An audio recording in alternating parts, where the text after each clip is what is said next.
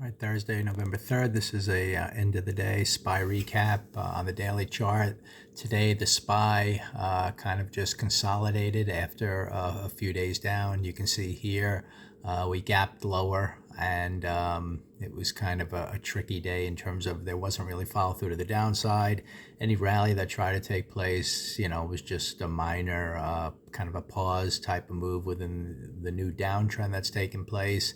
And it made for difficult day trading, even though the buys are still to the downside. So in terms of the actual price action after a big drop yesterday, we had, you can see, drifted lower, lower, lower overnight. So you're gapping much lower to start.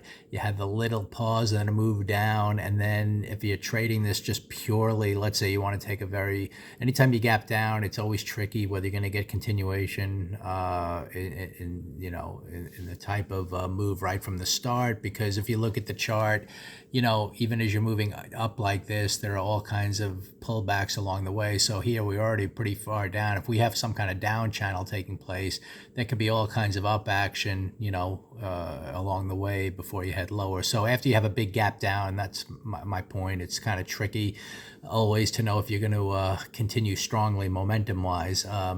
But in this case, if you just looked at it purely as a stock, you would have sold in here on the breakout of the first bar, and then the midpoint of that first bar you kind of exit with a small loss, and all day long it just kind of stayed up before kind of drifting lower by the end of the day. So there was no real actionable signal here intraday.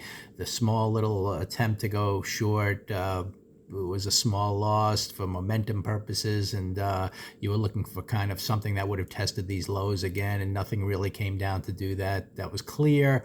You can see here broadening action to the upside is now kind of bringing in the selling, which makes sense in a downtrend. So again, tough day overall. Market kind of rallied a little bit, but didn't really go anywhere, in terms of the bigger picture. So just getting back to the bigger picture, again, what I showed you, there was no real actionable signal today. If the price did broaden out, we kind of reached an area where it could kind of pause. This is a 3-bar on the weekly chart.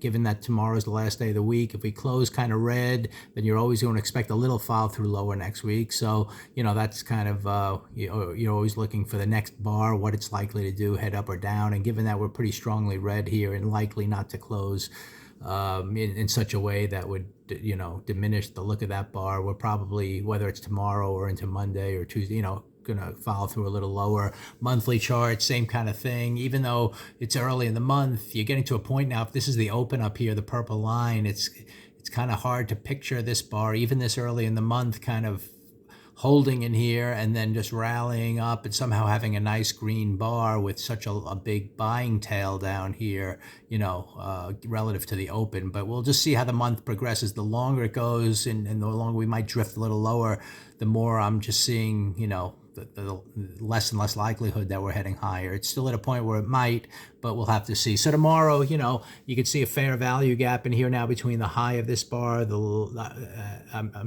of this bar and the high of this bar. There's a little inefficient pricing up in this area. That was from that big move down yesterday. So price could come back up in here and fill that area before heading lower. Again, if you want to treat it like a big channel heading down, we could come up in here, but we'll watch opening price action and see if that develops. We easily can continue lower. And at that point, we're still targeting this low down here to start. So I'm still playing for that until anything changes. Even if you get an up move, the rolling over that would actually be the clearest signal, going up and then rolling over to downside. We'll take out this low and then these lows if that happens. But maybe we'll just continue lower, tomorrow after a pause today and head to that area. That's still the expectation until proven otherwise. Again, if it heads up, you can still play a little alongside, but just know that it might be failing in this gap area.